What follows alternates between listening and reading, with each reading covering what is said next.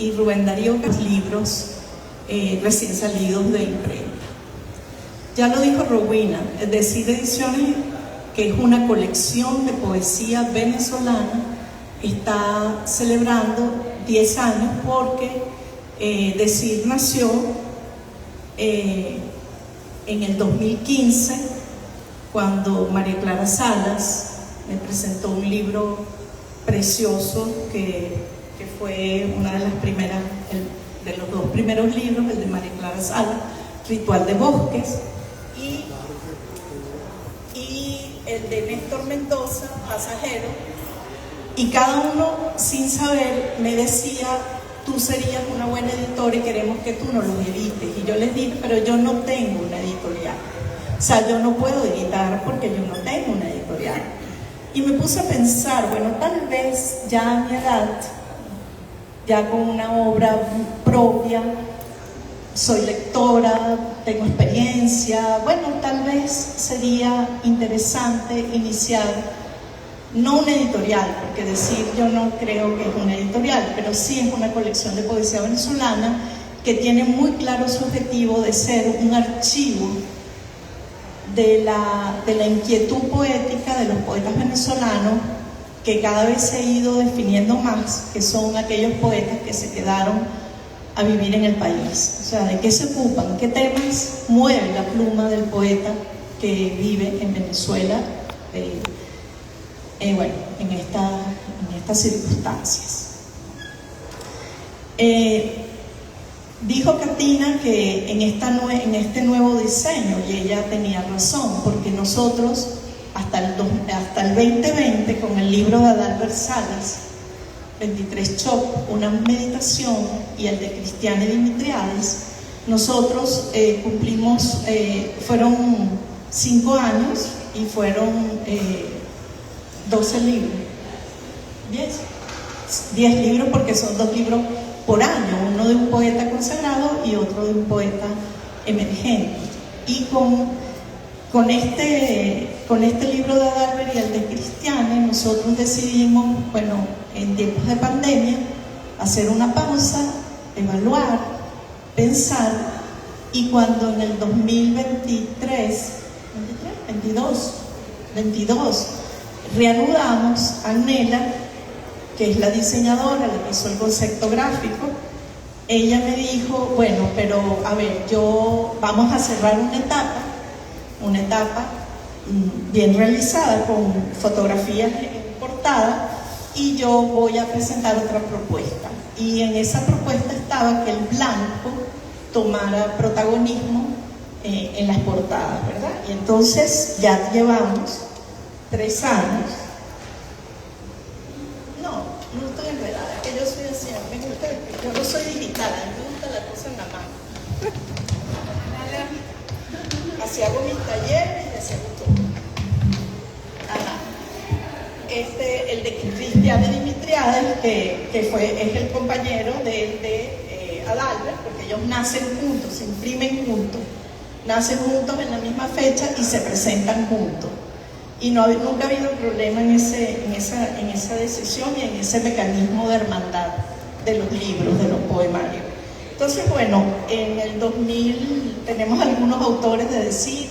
Graciela Llanes está por acá en el público, creo que no. Entonces, bueno, cuando reanudamos, aparecimos con La Caja de Carmen Leonor Ferro y La Caída Natural de Graciela Llanes Bizantini. Al año siguiente, pues, nacieron La Invención Esquirlada de María Antonieta Flores y Último de Aire de Reinaldo Pérezón, que fue un manuscrito que él entregó 4 meses antes de morir. Me dejó la carpeta con la seguridad de que su libro iba a aparecer en la colección.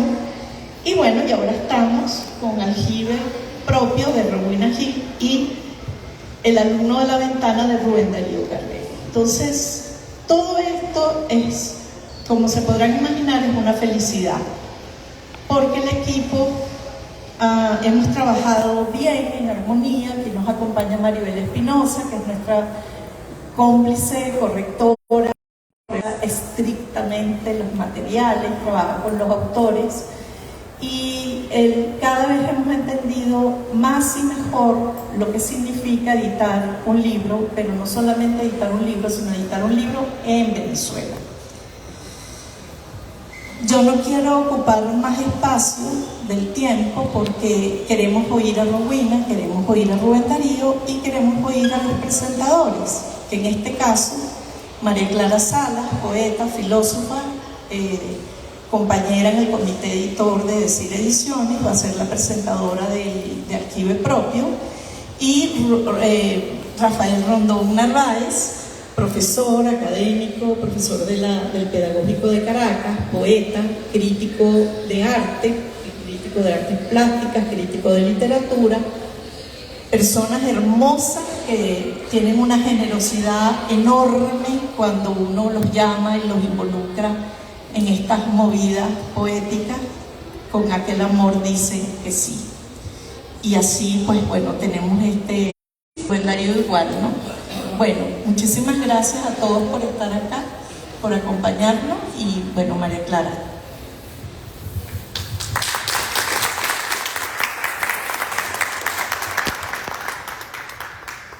Buenas tardes, muchísimas gracias por haber venido.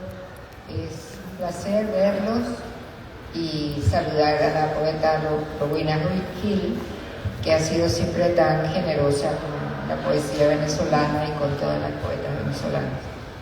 Bueno, he tenido el placer de leer ese libro, Aljibe Propio, pero no considero que Aljibe Propio sea algo separado de la obra general de Rowena, sino que muchos elementos fuertes de la poesía de ella que yo he podido más o menos analizar se encuentran en Aljibe Propio. Entonces voy a hacer una lectura de algunos comentarios que se me vinieron a la cabeza al leer. Entonces, bueno,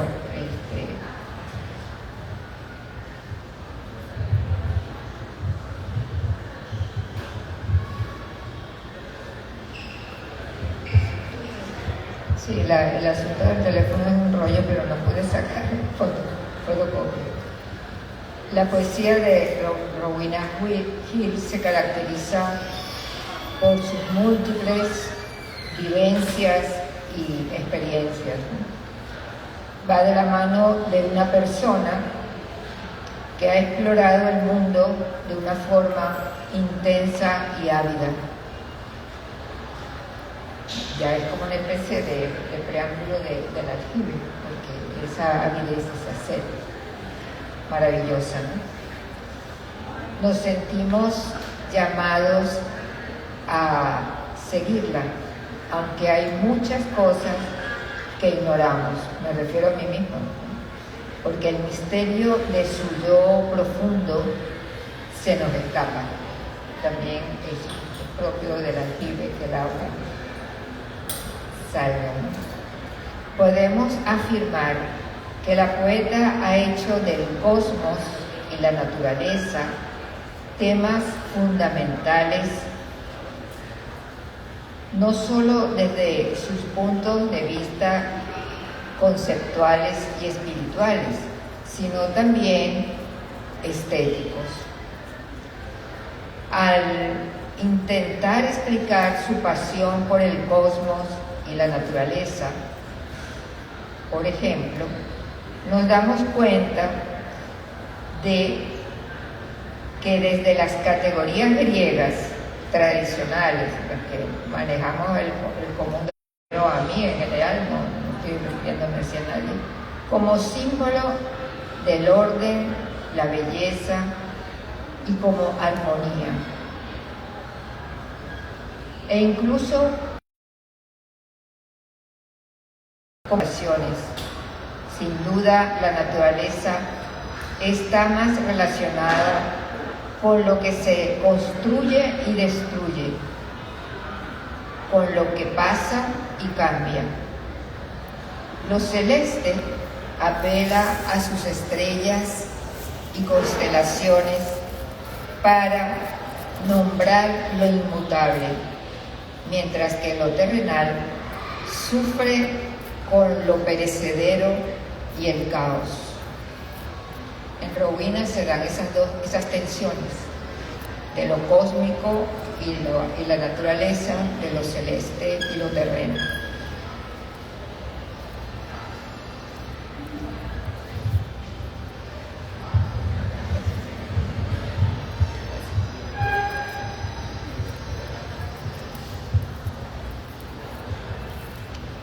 Como digo, todo esto es insuficiente porque estoy en categorías occidentales y entonces, bueno, considero que Rowena tiene otras experiencias. Todo esto es insuficiente para ponderar lo que Rowena quiere traer y construir con su poesía, no como un mero reflejo conceptual, sino como experiencia terrible de la vida, del desgaste y de la descomposición. Su largo aprendizaje del hinduismo la proyecta constantemente hacia realidades múltiples y complejas. El hinduismo, que no el budismo, porque entre nosotros ahorita está muy de moda el budismo, pero no tanto el hinduismo. Y resulta que el budismo no tiene nada que ver con los dioses, ni con Dios, ni nada de eso, sino con Buda, con este señor nada más. Y en general, pues, hay gente que está equivocada con respecto a que si el budismo es algo que tiene que ver con Dios, no tiene nada que ver con Dios. En cambio, el hinduismo tiene mucho que ver con Dios, las diosas y los dioses. Es otra cosa.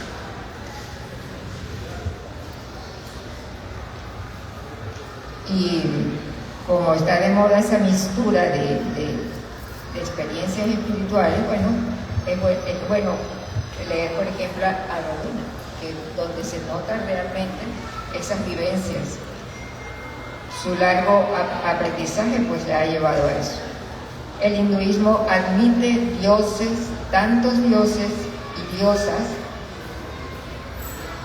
como la naturaleza, flores y animales. El hinduismo abarca tal diversidad de creencias, el deber, el karma, la reencarnación, el sacrificio, que sería imposible pretender una sistematización de sus nociones. Es verdaderamente rico y complejo los caminos por los donde ha transitado Rowena. Uno de nuestros críticos literarios más importantes, o que al menos a mí siempre me ha parecido importantísimo, el poeta Juan Lizcano, prologó un libro de Rowena y escribió sobre ella de una manera preciosa, ¿verdad? Intensa. Eso lo pueden consultar en la revista digital colombiana Arquitrabe. Y no podemos dejar de tener en cuenta también, decía Lizcano, las raíces galesas y celtas de la poeta. Eso lo dice Juan.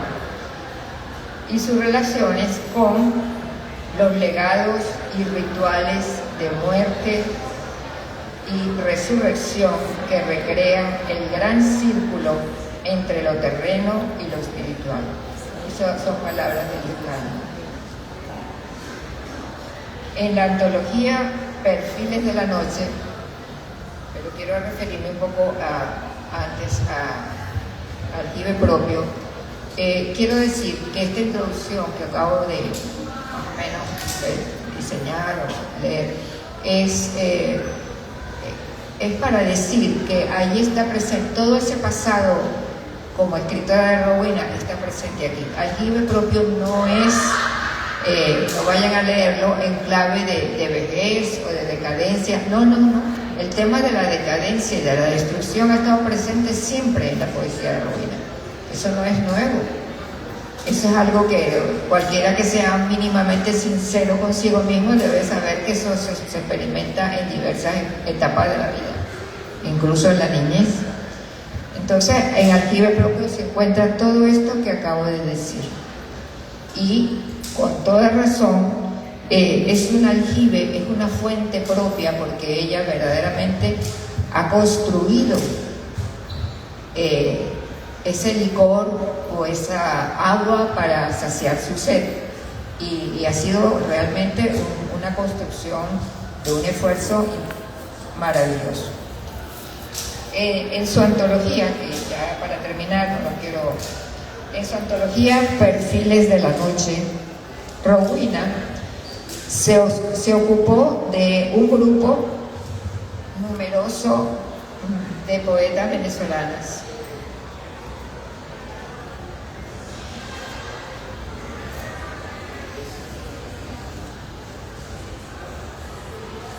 Y escribió sobre el concepto de la calidad de la conciencia sensitiva. A mí me gustó muchísimo cuando yo leí eso, que ella nos agrupó a todas estas poetas con este concepto, con este término, que en estas poetas venezolanas que ella estudió en esta antología que hizo, había calidad de la conciencia sensitiva. Y es un término fuerte, son términos fuertes. ¿Qué significa eso de la calidad de una conciencia sensitiva? Bueno, yo estuve explorando y el primer término, quiero decirle a Rowena que ella forma parte de esa antología, porque ella es una mujer con una calidad sensitiva y consciente en grado bastante elevado, ¿no?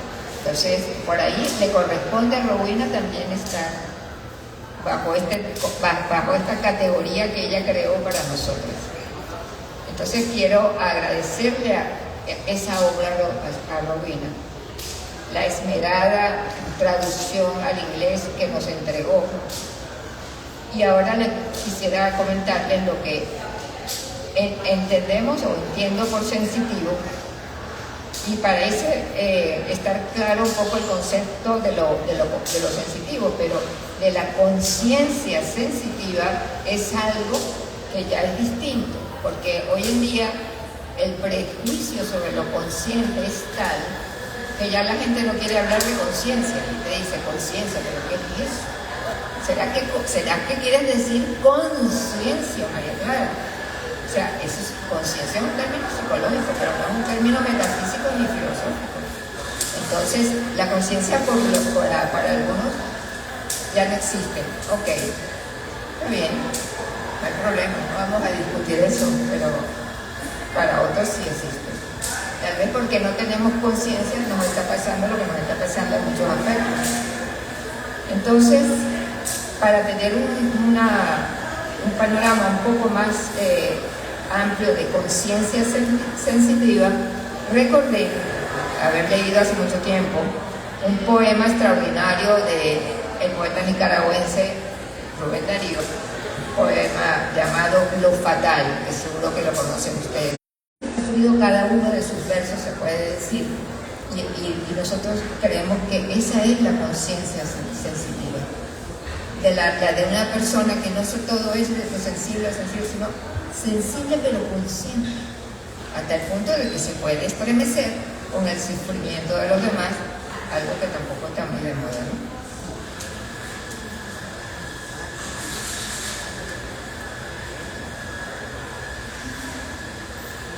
La poesía de nuestra autora no proviene de una simple observación o de estar en una actitud contemplativa que no participa de las cosas.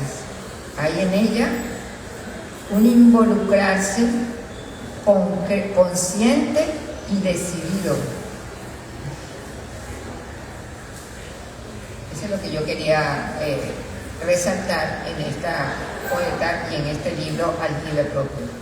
Para terminar, quería entonces leer un poema de este libro que se llama Labor del Ojo. El ojo. El ojo agradece la luz si es templada. Viste las nítidas flores de un jardín de páramo, o persevera en los largos ocasos del norte. afronta o quizás celebra la luz cruda del mediodía en una playa caribeña. Reclama al sol del desierto su despotismo. En la noche busca una estrella y con ese hilo de luz mide su distancia de la tierra. Voltea el instrumento. Con la sonda se hunde en el espacio interior, buscando el orbe luminoso al fondo de la negrura. Yo creo que este es un poema que para mí sintetiza de manera hermosísima todo el aljibe. Muchísimas gracias.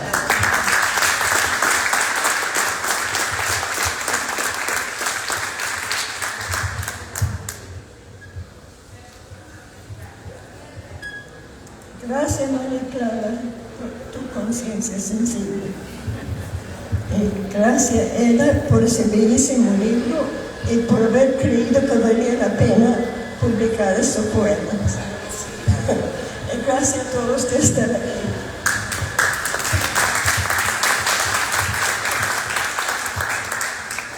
Quiero solo decir una cosa. María Clara mencionó los rastrojos de poemas. Velos de niebla bajan a raudales de los filos rocosos, y cada gota estalla su claridad en la tierra compacta. A la luz de caballo zaino, al resplandor de paredes de tapia, las semillas de humedad.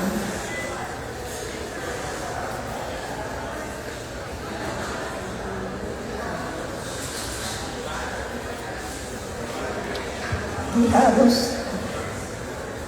si hubiera nuevos ojos, quien quiera los posea, caminará por la orilla de un lago, por un llano arenoso, y verá como rocas y guijarros le miran con rostros heredados de los no nacidos de la promesa humana.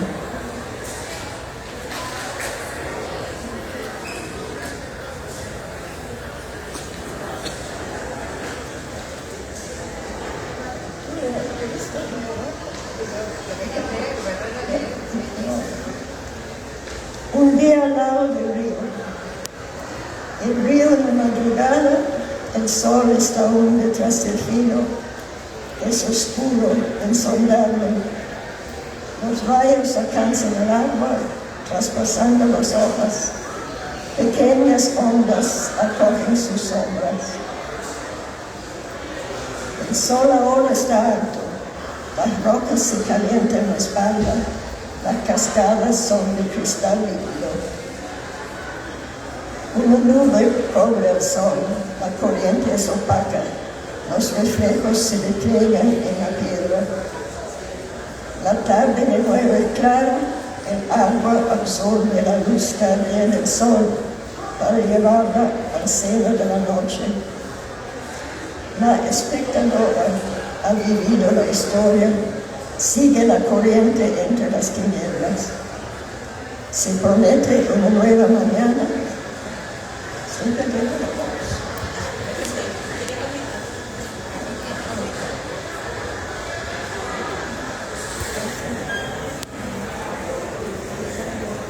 No se oye. Sí, se oye.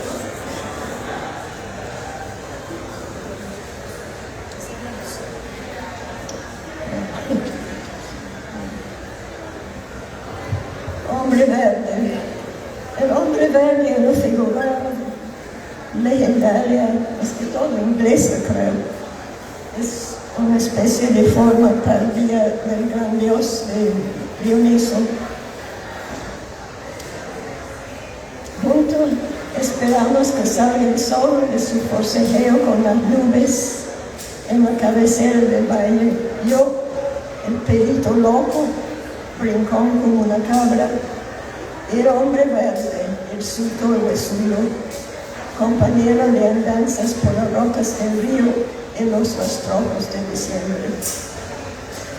El sol asoma en la franja del cúmulo suelto en ese silente ascenso por el azul límpido del cielo. El pelo rojo del perrito se enciende, los ojos abejorros del hombre verde se colman de un resplendor dorado, rayado de negro intenso. La noche que persiste aún en el día más espléndido, vinculándolo a la profundidad de la tierra donde madura su semilla. Con él escalo el oro de la luz, con él desciendo a las tinieblas de la concepción.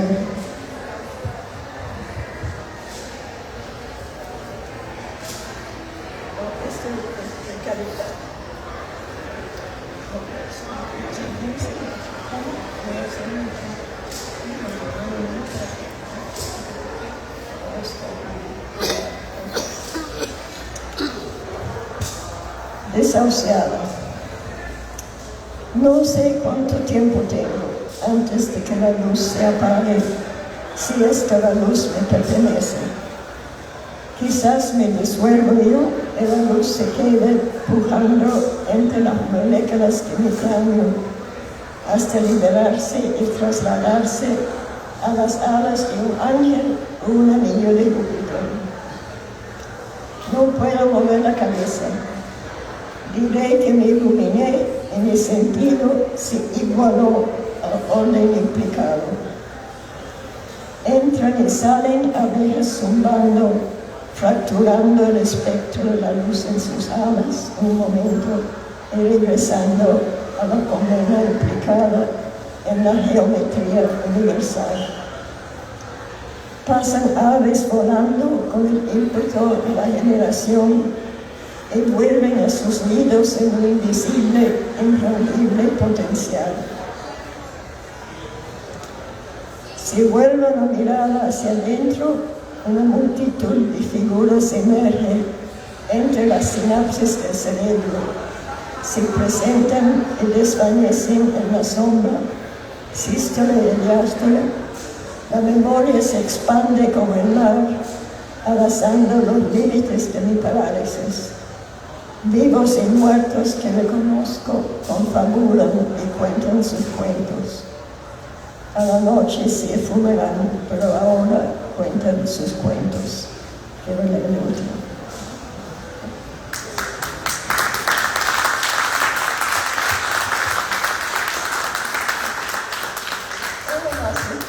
Una especie de desafío, basado por supuesto en los mitos. Los mitos de lo masculino y lo femenino. Cambio de guardia. Los personajes que desfilan hace milenios en el escenario de la memoria ancestral van perdiendo consistencia. Los machos de cuerpo recio enflaquecen y se descarnan. Sus escudos caen al suelo y con el eco se esfuman. Las mujeres consortes, atadas al hombre por las penas o el afán de venganza, se hunden en su propio reflejo. Muy adentro en el barro del suelo originario se abre una cueva, un nido de luces. Se plasma una criatura fuente de sí misma, hermosa y fiera, oscura y luminosa. Se apresta para irrumpir en el espacio. Se inicia un nuevo orden y la hija lo rige.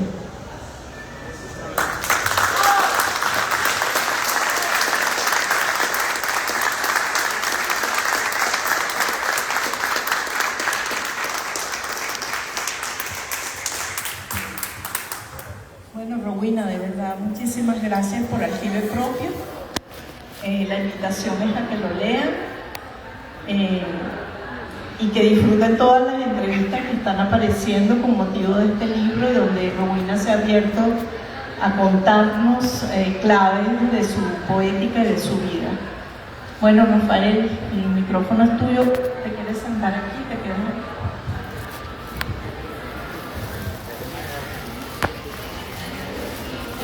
utilizar al poeta de parada, con permiso. Bueno, gracias Eda por invitarme a presentar este libro. Gracias por hacerme parte de este momento histórico, porque yo creo que lo que está haciendo Eda con la publicación de poesía venezolana realmente es algo importante, histórico, fundamental. Bueno, por favor.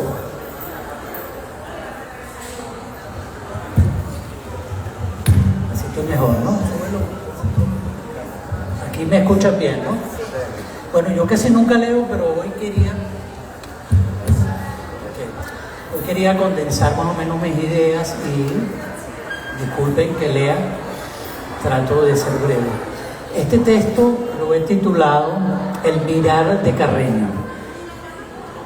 Son apuntes para el poemario El alumno de la ventana de Rubén Darío Carreño. Ya veremos. Carrero. Perdón.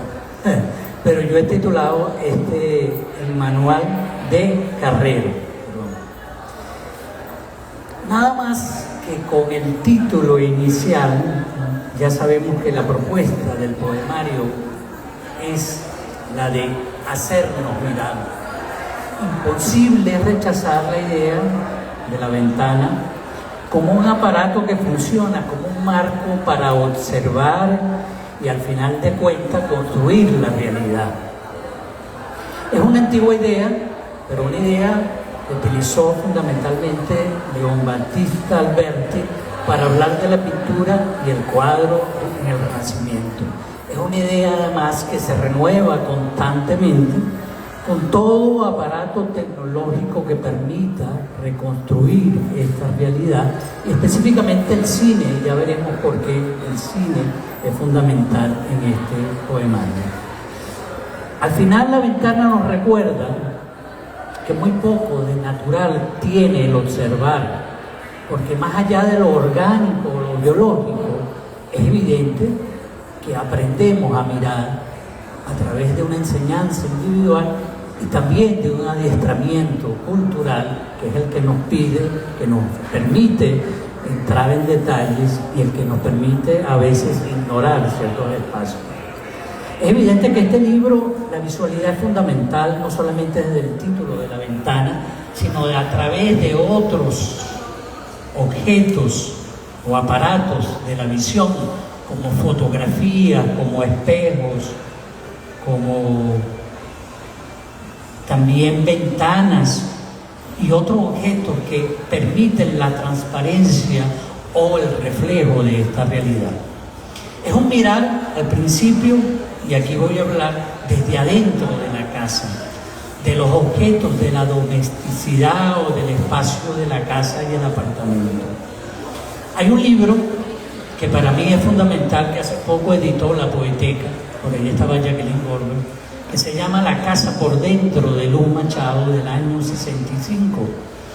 Y en ese libro de La casa por dentro hay un mirar detenido de las cosas triviales, de las cosas materiales. En el prólogo, Luz Machado recordaba que mientras hacía el libro, ocurrió la publicación del libro de Pablo Neruda, Odas Elementales. En el prólogo también recuerda Luz Machado que ella sintió que de alguna manera Neruda había adelantado la idea de su libro. Yo creo que Luz Machado tenía razón en cuanto al aspecto de las cosas cotidianas que en el libro de Pablo Neruda se rescatan. Y también tenía razón en cuanto a la capacidad poética de transformar estos objetos cotidianos en objetos estéticos. Lo que Luz Machado no se dio cuenta es que el espacio de la casa visto por un hombre es diferente al espacio de la casa visto por una mujer, y sobre todo en el caso de Luz Machado a mediados del siglo. Solamente una poeta como Luz Machado podría haber visto los objetos cotidianos de la casa y transformar ese libro en una poética de lo doméstico y de la escritura. Estoy convencido de que el espacio de la casa no es lo mismo para un hombre que para una mujer. Y desde el siglo XVIII el espacio del hogar burgués del hombre fue el espacio para el yo, para la subjetividad, para la construcción de sí mismo. Y en el caso de Luz Machado fue el espacio, en este caso, el año 65, de lo doméstico. Hago toda esta introducción porque siento que este mirar doble está presente en el libro de Rubén Darío. Rubén Darío nos ofrece la posibilidad de unir la construcción de una subjetividad en los espacios cotidianos del hogar. No voy a leer todos los poemarios, todo el poemario evidentemente, pero sí quiero hacer acotación de algunos versos claves. Hay un poema que dice: la luz de la cocina es tenue por la grasa del sartén, reseca e intensa, pegada en el cristal de la bombilla que ilumina el fregadero y mis pasos. Me río de mí mismo para dejar pasar todo lo que pasa, para suponer causas, para hacer el almuerzo. El poema. Mientras en otros casos esos mismos objetos se convierten en una actividad propia, en el caso del transcurrir femenino, en el caso concreto de una vida cotidiana donde está el cuidado y está lo doméstico y está la actividad del aseo, en el libro estos objetos de la casa son otra cosa. Cito otra parte del poema. No sé qué pasa, aunque no lo haga de mala gana, siento que me hace falta gracia. Las ollas de la casa no tienen asa, mi torpeza es soberbia. En todo el poemario es recurrente. Es recurrente esta citación a los objetos, muchos de ellos utilitarios, pero que al final de cuentas no hablan de una ontología de ese sujeto que dialoga con ellos para demarcar desde ahí su propia subjetividad.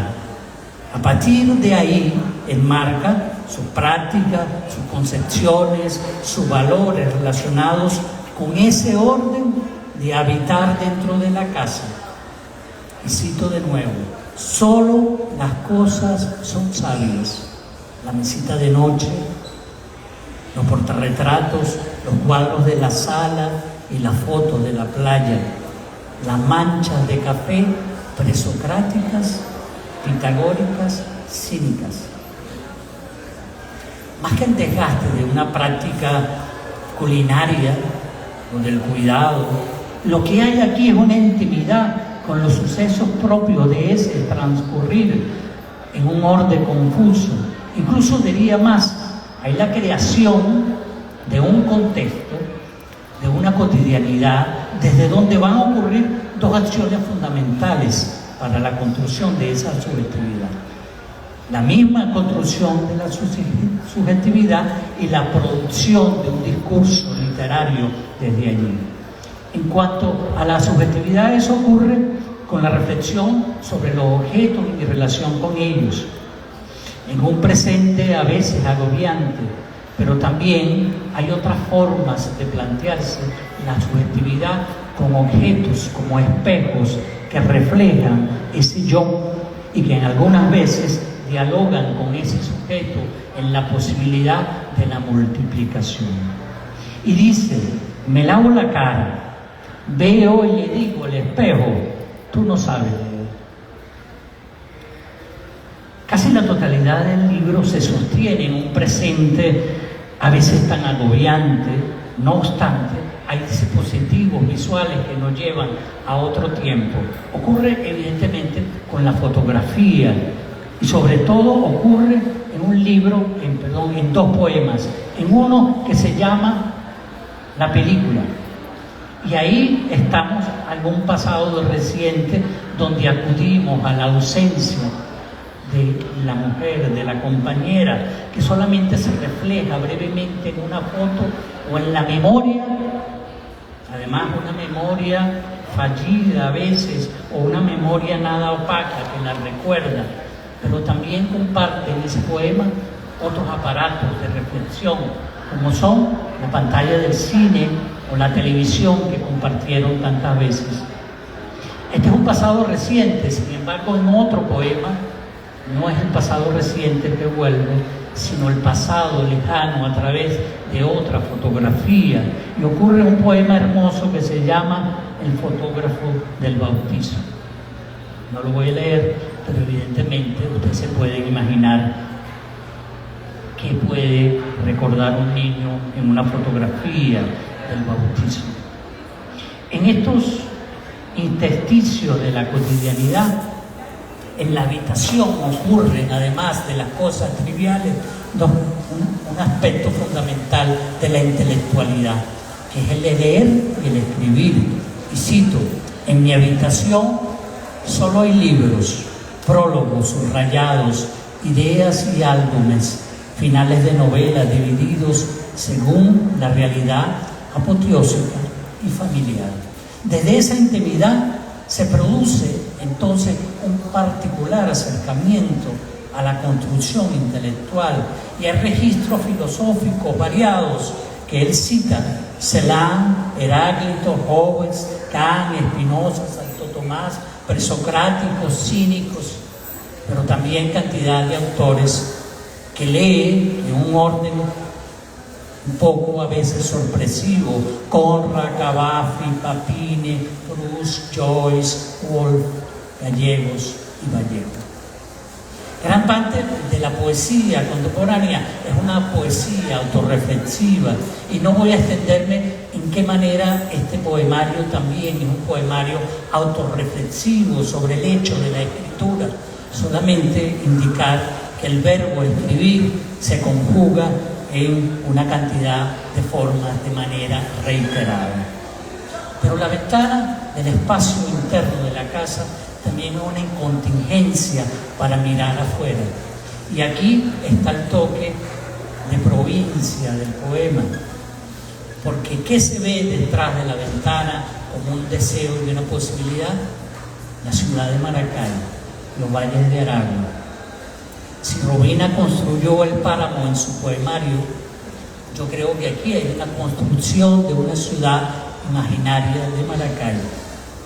Y aquí acudimos a una tradición larga, aunque no crean, de poetas, y por ella estaba Igor Barreto, que fue durante mucho tiempo director de cultura de allá de Maracay. Él sabe que hay una tradición del nombradío de la ciudad de Maracay, una que puede ser de comienzos del siglo XX, donde estaba Sergio Medina, pero es evidente que este poemario no se conecta con esa tradición bucólica, casi bellista, sino con una tradición mucho más reciente de nombrar esta ciudad. Ya no es el espacio verde, que ya no queda nada, ya nada de jardín queda de la ciudad jardín. Y dice: sobre 1000 toneladas de cemento, en mediodía, la soledad pulida de los carros enciende destellos bajo la influencia de algún planeta que un día acabará con todo esto. ¿De dónde entonces esta tradición de poetas que nacieron en Maracay o transitan Maracay de manera más reciente, que de alguna manera se conectan con esta tradición y que estaban muy presentes en el poemario anterior de Rubén Darío, que se llama Otro futuro nada de 2020? Es inevitable hablar de Harry Almela, uno de los habitantes más complejos de la Santos Michelena. O también hablar de Ali Pérez, malogrado tan joven, por citar solamente algunos. O de Ramos Fernández, que a veces ve borrachos peleando con su sombra en la Plaza Girardot. O de Alberto Hernández, tan querido también, o de Efraín Barazarte. Y de esa tradición forma parte Rubén Darío, cuando dice: tanteo la oscuridad del libre albedrío en la calle Santos Michelena. O dice: Maracay parece una boda sin Dios. En esta ciudad fue agnóstico, ateo y budista. No hinduista, budista. Aquí. Y termino con esta última parte, que es, cito esta última parte, que es un verso: está ritmo de mi prosa nerviosa. esa que me hizo cambiar esa prosa nerviosa, el apellido del poeta. La versificación aquí es asunto fundamental. Es asunto además fundamental en la propuesta estética de Rubén Darío. Ya lo veíamos en Algo pasa en el tiempo, que es el libro anterior, donde hay un experimento de hacer versos cortos y versos, además no solamente cortos, sino colocar en esos versos palabras con una sonoridad particular para crear una proyección semántica y sintáctica interesante. Él dice en este libro, con sonidos de marcha nupcial y rompeolas, y no es la marcha nupcial de Rubén Darío, el poeta del siglo XIX y XX, sino este Rubén Darío que se apropia a lo largo del texto de una particularidad rítmica aquí, de variaciones de los versos, de versos extensos que tienen un carácter narrativo o de versos cortos que tienen un carácter sentencioso, apodítico, axiomático, diría yo, en esa reflexión sui generis de la filosofía. Y creo que aquí, para terminar, evidentemente, hay la intención de habitar ese ritmo como la casa de esta exploración. Porque en esa morada que es el ritmo, es donde se construye esta mirada, a veces fragmentaria y a veces como de un montaje cinematográfico. En este libro, por lo tanto, exige del lector, que ustedes serán los próximos lectores, uno que se detenga de manera atenta, pues no se le va a entregar de manera transparente. Es como una especie de montaje, como si la ventana se convierte en una metáfora de aprendizaje del mirar, y donde el desconcierto habita a veces la incertidumbre. Y aquí la poesía fuese un ejercicio para interpretar esa realidad múltiple. Y ya para terminar, digamos que evidentemente esta no es la ventana que pensaba Alberti en el Renacimiento, que es una ventana transparente y opaca. Aquí se nos ofrece un marco distinto, opaco, fragmentario y con mucha frecuencia desconcertante. Este alumno que está aquí, habría que ver cuánto de este alumno que está aquí está en la obra, nos enseña a mirar desde la incertidumbre, a habitar ese ritmo nervioso y a descubrir en la ciudad, en los objetos, esa subjetividad construida desde el presente y desde la memoria.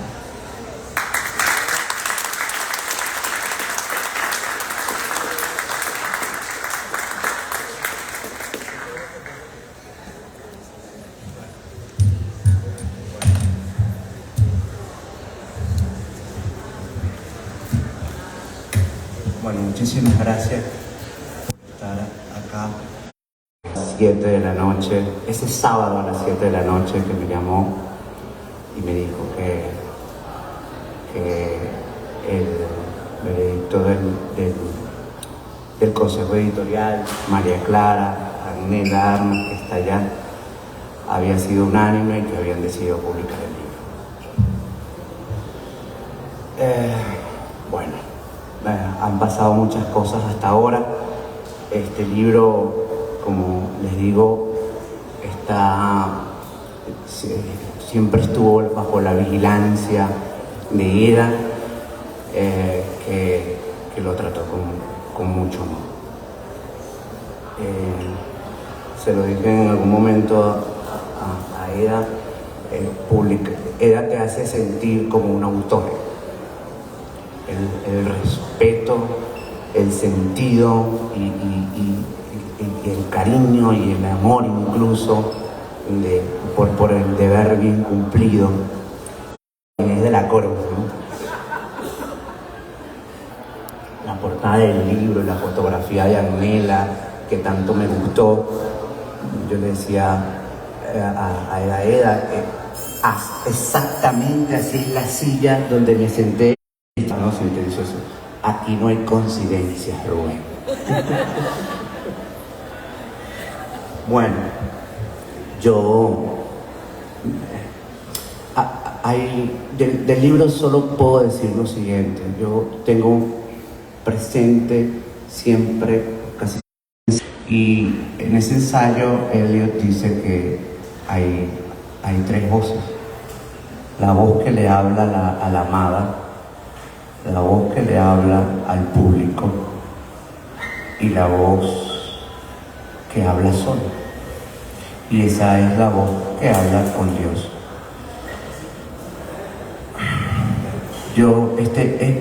Este libro fue escrito, más que escrito fue hablado.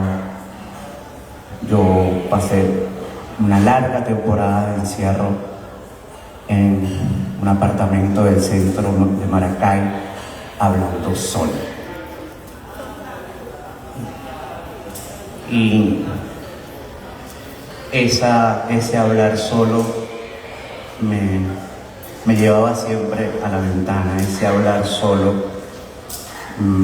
me enseñó a mirar. Comienzo, medio y final. La lectura de este poema quiero dedicársela a Rowena Hill. La luz tibia del sol ilumina el cielo y cae en línea recta, con ira y maestría, sobre 1000 toneladas de cemento. Es mediodía. La soledad pulida de los carros enciende los destellos bajo la influencia de algún planeta que un día acabará con todo esto. La persiana está dañada. He ordenado que la quiten inmediatamente y el técnico ha olvidado un destornillador. Brillan el descuido y la destreza, las manos y la ausencia. Todavía brilla el sol a través de la persiana rota. Será mañana, lo puedo ver, la luz sin esas líneas incrédulas como toda la geometría soberbia. La mirada siempre es indiferencia nueva. La carne, los huesos, las ganas de ser alguien elocuente. Eso es el comienzo del asombro, ver lo que olvida otro. Eso también es escribir. Lo demás, vocales, causas, principios, epifanías, ausencia, el reflejo de lo que sucede. Escribo sobre lo que veo e intento volver a vivir lo que por alguna razón ya nadie quiere vivir. Y me va quedando lentamente un antes y un después que a veces tampoco se entiende. Solo quiero vivir lo que recuerdo desde hace mucho tiempo. ¿Y para qué escribir? Para coincidir. Y solo se puede coincidir cuando dices, me sucedió esto. Lo demás, eso que llaman vida, solo es un ritmo, vocales, sílabas. El rumor memorioso y musical en la cabeza. Tengo tiempo para coincidir con las cosas eternas hasta que el día me lleve para siempre. Escribo sobre el día que mandé a quitar esa persiana y todavía recuerdo el destornillador vulnerable como un cordero sin génesis. Eso es escribir, rasgar, despedazar, sacrificar al cordero, leer novelas, beber la sangre y recordar que hoy amanecieron vivos todos mis seres queridos. Solo hay que esperar el conflicto.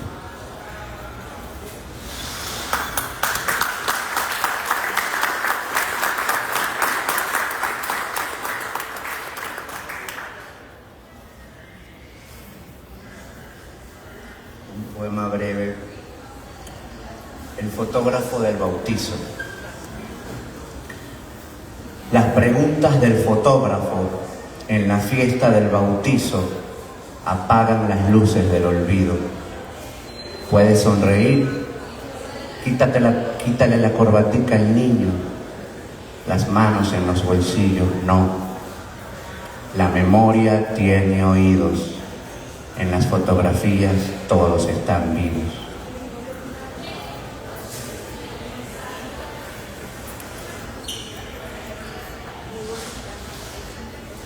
Un poco para refrendar aquello que dice Rafael sobre las cosas en este libro. Las cosas.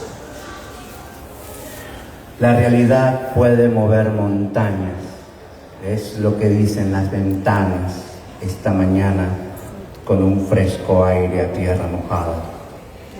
Solo las cosas son sabias. La mesita de noche, los portarretratos, los cuadros de la sala y las fotos de la playa. Las manchas de café, presocráticas, pitagóricas, cínicas, son reliquias del tiempo presente, olvidadas. El pomo de la puerta me lleva de la mano a la sala comedor y se abre la gran escena del ser. Es mentira que las cosas están muertas. El estoicismo de las paredes recién pintadas canta el canto del sermón de la montaña. El plato sirve al hombre, el pan se parte solo, la silla nunca olvida, la mesa nunca habla, los cuchillos son hermanos, el salero guarda secretos, la vida viene de las cosas, de la breve invasión del espejo y de los libros que siempre están dormidos. Las cucharas perfectas e imperfectas, el sol pagano y asustado sobre la cama y las sombras de las tazas rezan como una mujer amada mientras sirvo el café otra vez y sonrío sobre el pesimismo del azúcar derramada. Sorbo de café caliente tendido en el sofá con el peso de mi cuerpo. La sala todavía está cansada. El techo ayer hablaba con la lámpara, iluminando el silencio de los muebles. Y el círculo seco de vino todavía ahí, debajo de la botella. Esa mañana, un portarretratos sin fotografía me dijo: ya vas a ver que sí, y todo será como antes. Las cosas saben que las miradas piensan. Las cosas saben que mi soledad es una fiesta.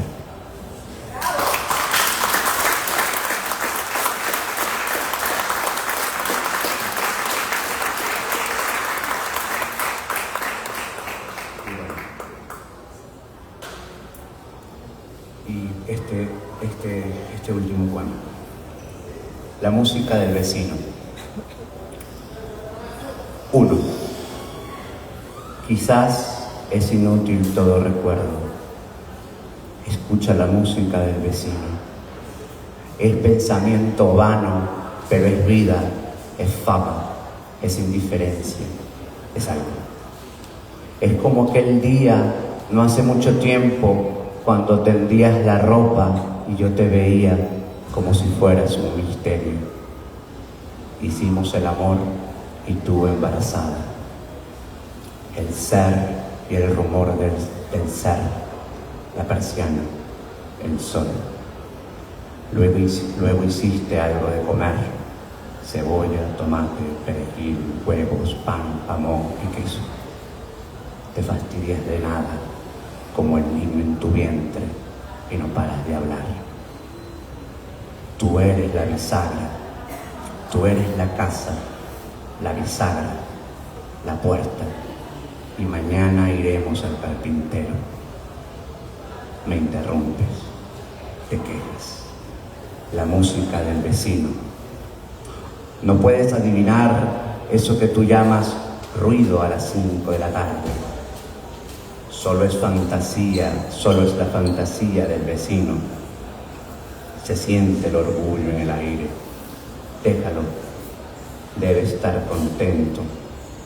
¿Por qué me río? Me río porque a veces estoy en la oficina y tarareo esa canción.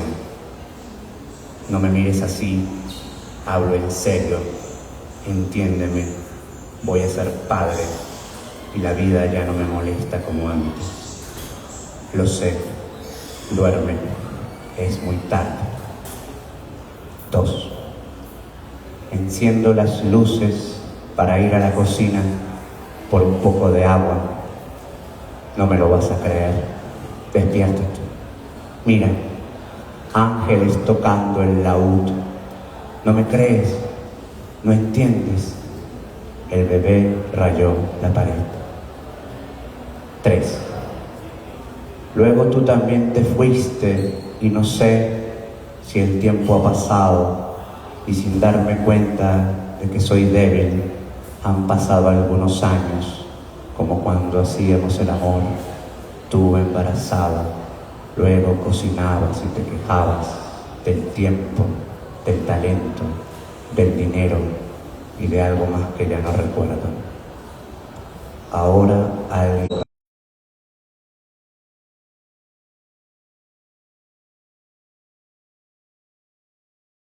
con mis murmullos.